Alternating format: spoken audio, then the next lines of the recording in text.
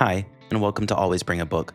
On today's episode, I sat down with Welsh author Anthony Shapland, who is a filmmaker, artist, and writer whose debut novel, A Room Above the Shop, came out in 2025. It's about a secret gay romance between two men, M and B, in a small Welsh town during the late 1980s, set against the backdrop of the AIDS crisis in Section 28. During this episode, we talk a ton about this book. If you haven't read it, you should absolutely go out and pick it up. It's amazing. It's beautiful. It's devastating. It's heartbreaking. It's one of my favorite books of the year. So go grab it, and I hope you enjoy this interview.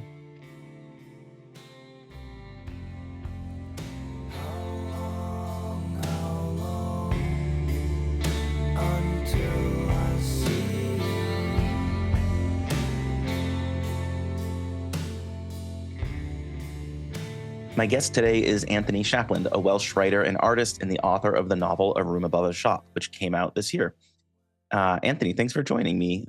For listeners, can you tell us what we should know about the type of work that you create? Okay, hi everyone. It's evening here in Wales. So I'm this is my first novel. It's called A Room Above a Shop. The story really involves it's a love story at its heart.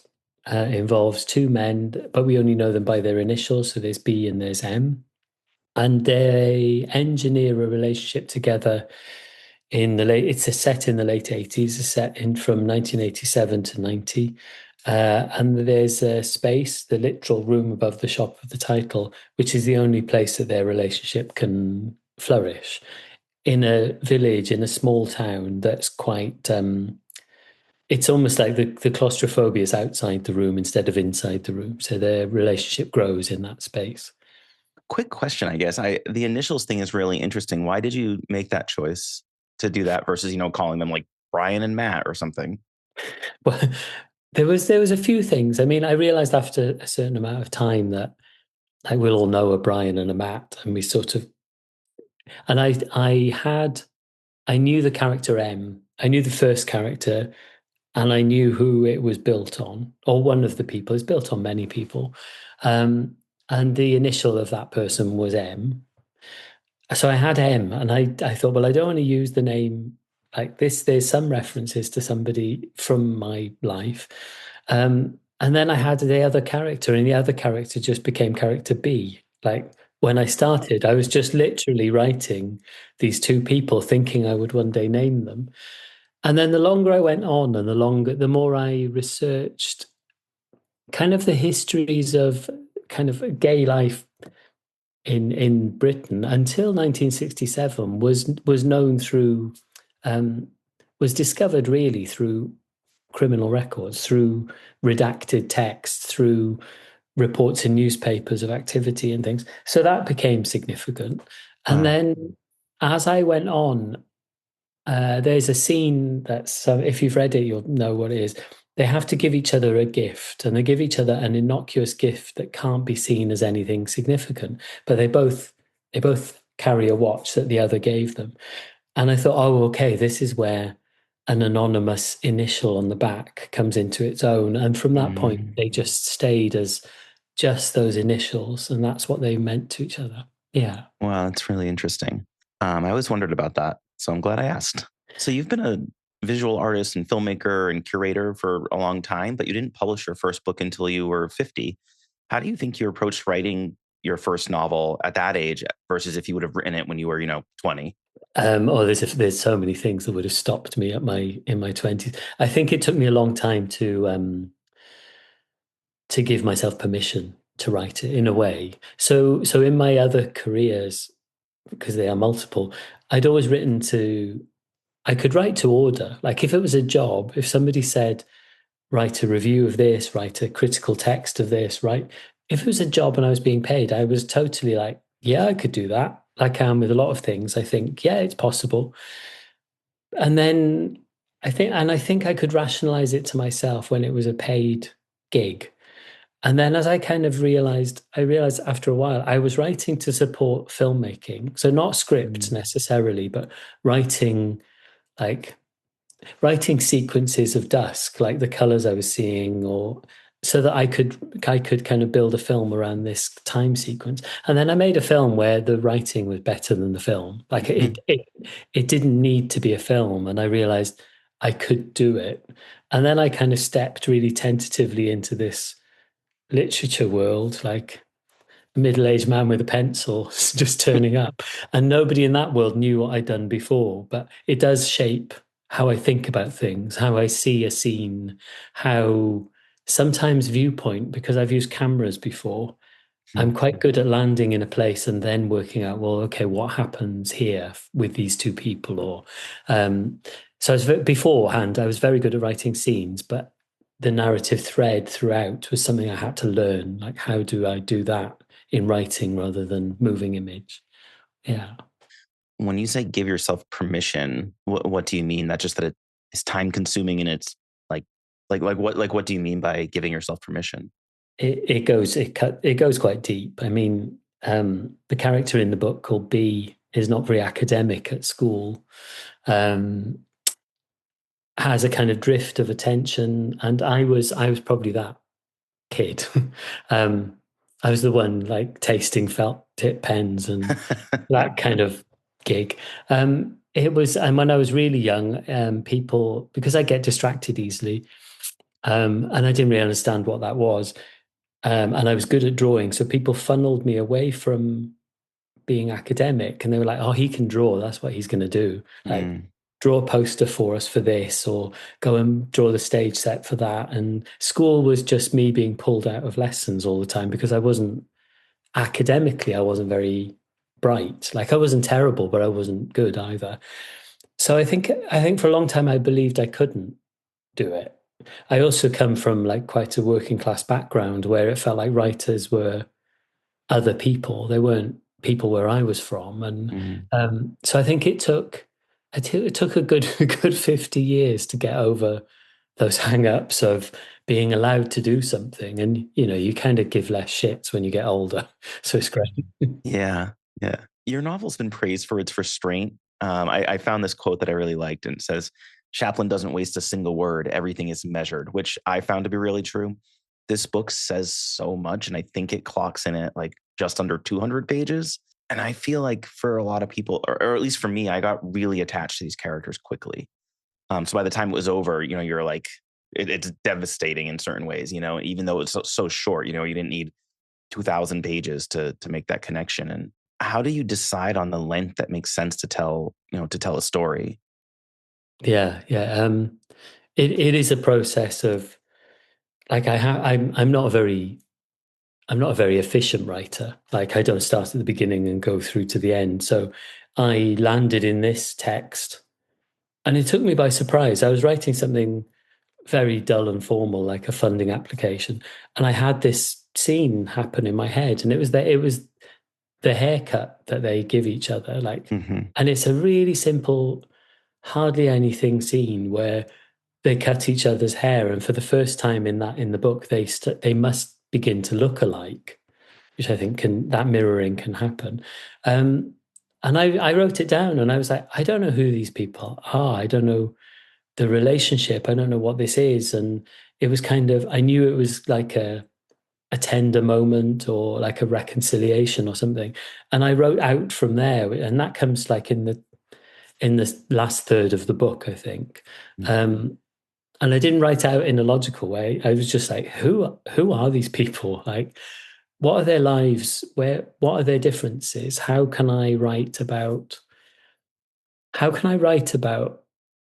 being forced in a position where you have to lie just to protect the thing that's precious to you? And what does that do to people? And so I kept just writing these small scenes, but they would be long and then they'd be distilled down. And I think that's why, like you said, people got attached because there's the remnants of all of that longer story packed into it. I think that I hope kind of, because I always wanted this to be read. I don't know what it's like where you are, but it used to be the fact that gay stories had their own corner in a book shop, Yeah, yeah. like a little gay interest corner. And I always used to think I used to think this is a useful signpost. This is great. But why aren't these books also on the literature shelf? Right, right. Like, why are they off in their own little segregated world? So I really wanted a broad base of people to be reading this. So I was really keen when I wrote it for it to be, for the empathy stakes to be quite high, quite early on, so that somebody didn't say, oh, well, I'm not gay, so it's not for me. And I Right. wanted them to invest in those characters. Sorry, lots of tangents there. No, no, it was perfect. A lot of authors that I've interviewed over the years are multi-talented. Like I remember interviewing Percival Everett, and he said like, "Oh, I'm just fixing mandolins in my spare time," like it was no big deal. And but I haven't talked to a lot of authors who are can write like you, but are also like a really accomplished visual storyteller. And I originally wanted to ask you, how you see these different mediums of expression intersecting, and but then I found some other interview, and you mentioned I'm increasingly convinced that they're the same thing, and I found that so interesting. So instead of asking you how you see them intersecting, what do you mean by that? Like how they're intertwined or becoming kind of the same thing? Yeah, yeah. It's I think those hard lines that we like to separate the world by, so we understand people as a certain thing, and then we kind of draw there's a divide almost between them and a different thing. And I'm not saying that everybody can do everything, but it's almost like the same part of my brain is problem solving. So when I'm working with other artists and curating stuff, or when I'm making things, when I started writing and kind of approached it more like a studio. So I writing these small snippets or scenes, or approaching it almost like I did in art school, where you had a wall of stuff and you made sense of it over time, and it connected in ways that you weren't expecting. If it was a linear process, you don't expect stuff to kind of float around forever until it connects. And so it just gives me the same buzz and the same reward, I think, that making artwork or problem solving does, because I realize I sometimes get it. I also build. I'm not like multi talented, but I I build things. Like sometimes that's my paid work, um, and I think all of those things connect as one. If you like, is like I don't know. It's like an idea of multi techniques, but the same intent, if you like. Yeah. When a creative idea does come to you, like the haircut scene, for example, or an idea for a film, etc. Like how do you know if it should be a film or if it should be a written piece? How do you decide that idea, like which medium it will take?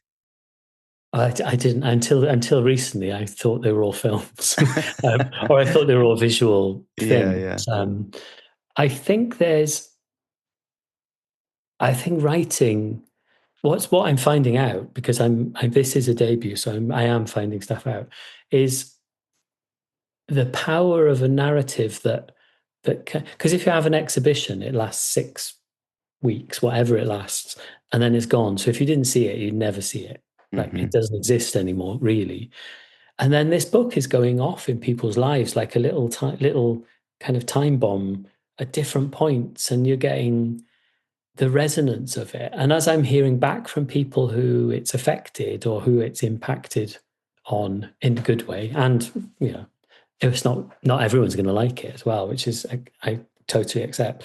But it's almost like that's the difference. So sometimes I'm thinking, okay, this idea needs to sit in people's homes, and they need an intimate relationship with it that's on their own terms. Where in a gallery, sometimes is mediated by what else you're doing that day, who's in the gallery as well, or so I think there's some things that I can do better in text, where people are carrying it or listening to it in a way that in the world rather than in a special place for it. So that's been exciting to notice. Yeah.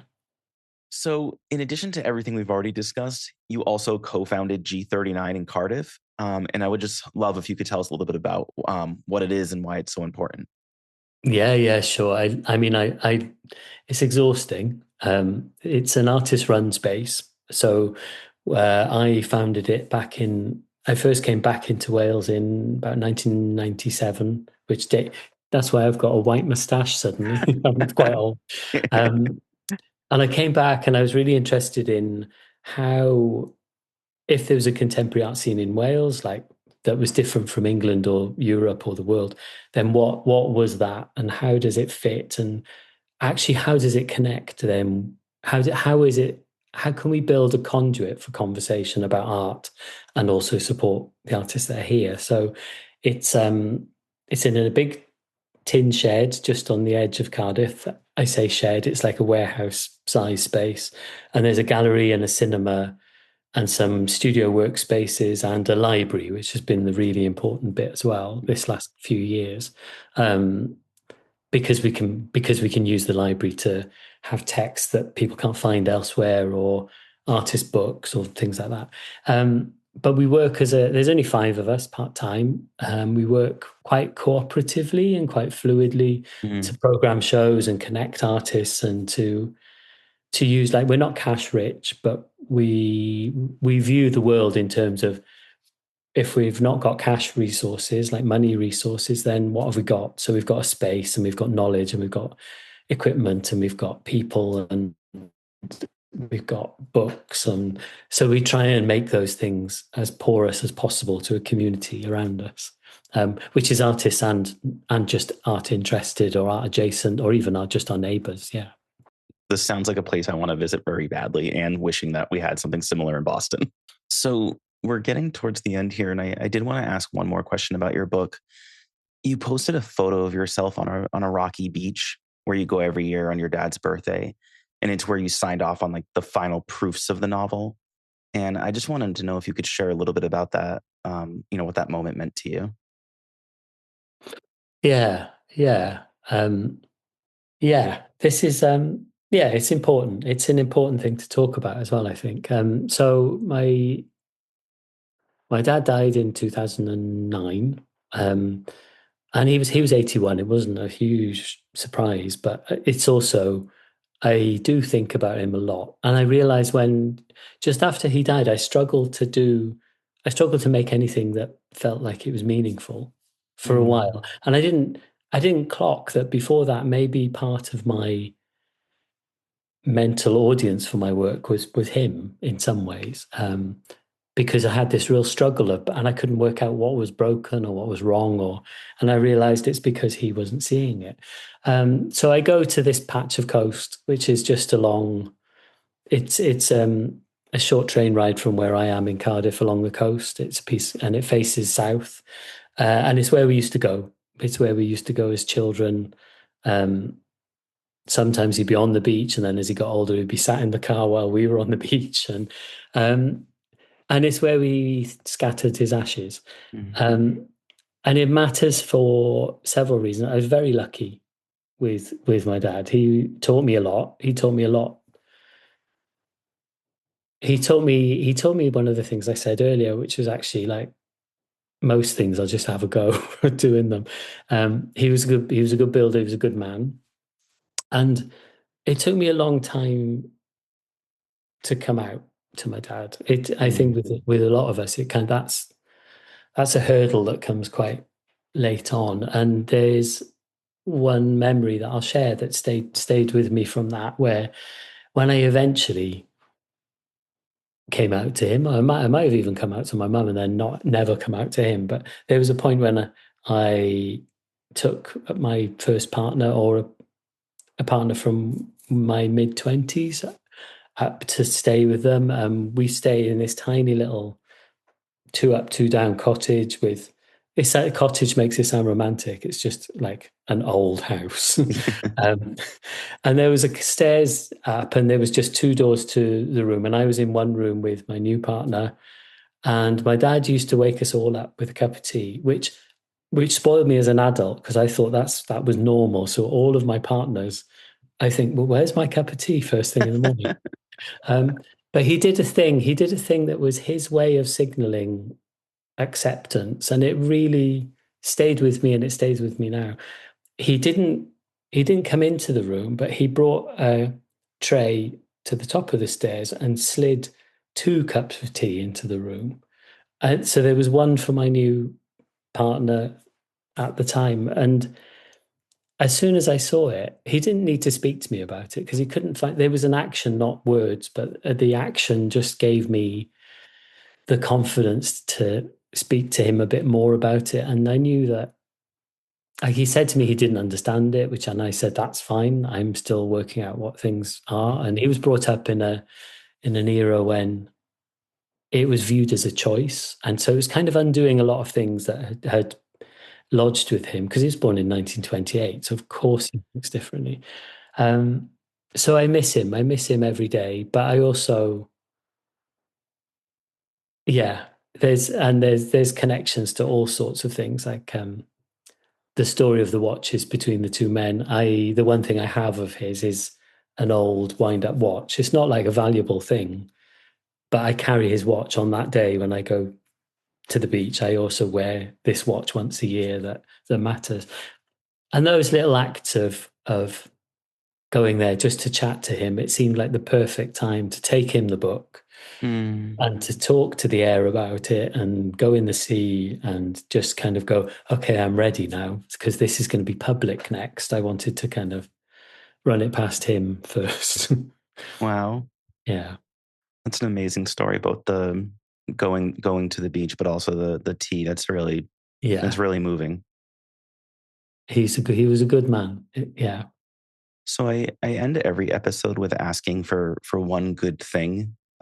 Still workshopping the name. So if you have any suggestions, let me know. But um, it's kind of like a little palate cleanser at the end of like maybe some harder, questions about your book or, anything like that. So basically it's just asking you for a recommendation of one good thing. And it doesn't have to be a book. It can be a show you're watching, a new workout routine. It can literally be anything in your life that's bringing you joy that you think listeners should give a try, basically. I think it is going to be a book. And I think I might have talked about it before, but it's a book called Pulse by Canan Jones, who's a fellow Welsh writer and has been an incredible mentor for me. Like, I approached him because I just thought, if I want to write, I want to write like that. Um, Very pared back, very powerful work. He lives further up the coast in Wales, like a lot further up the coast. But then this short story called Pulse came out this year. The title story was in the New Yorker in 2024, I think. Um, but yeah, it's just, as a collection, it just sings. It's quite brutal and raw, and it's elemental, and it's and tender. Like, it's got all the things that I aspire to, and it's really, yeah, it's really worth it, I think.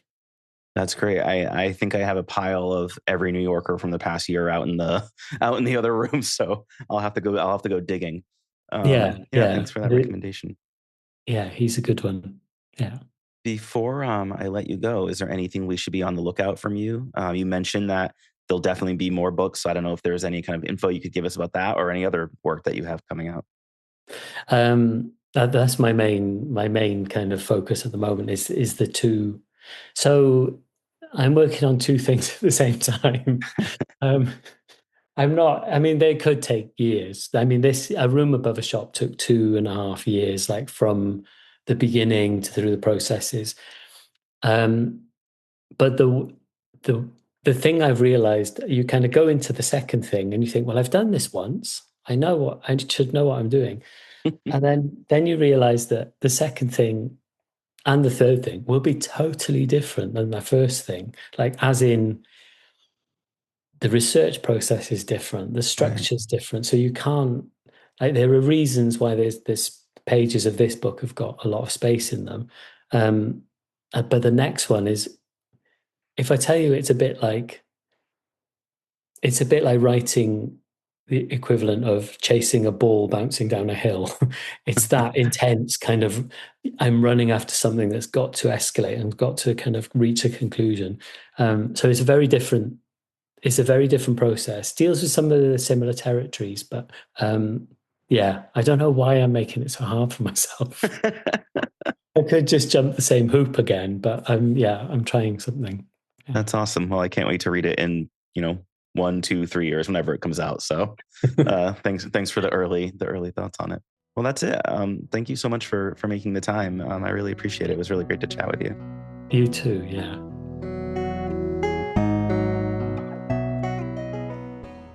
So thanks for listening to that interview, everyone. I really enjoyed the chance to get to talk with Anthony. For my recommendation for this episode, I just finished a book called Heart the Lover by Lily King. According to Goodreads, it has 51,000 other ratings, so this is not a hot take. I picked this book up kind of randomly and really fell in love with it and devoured it in just a couple days.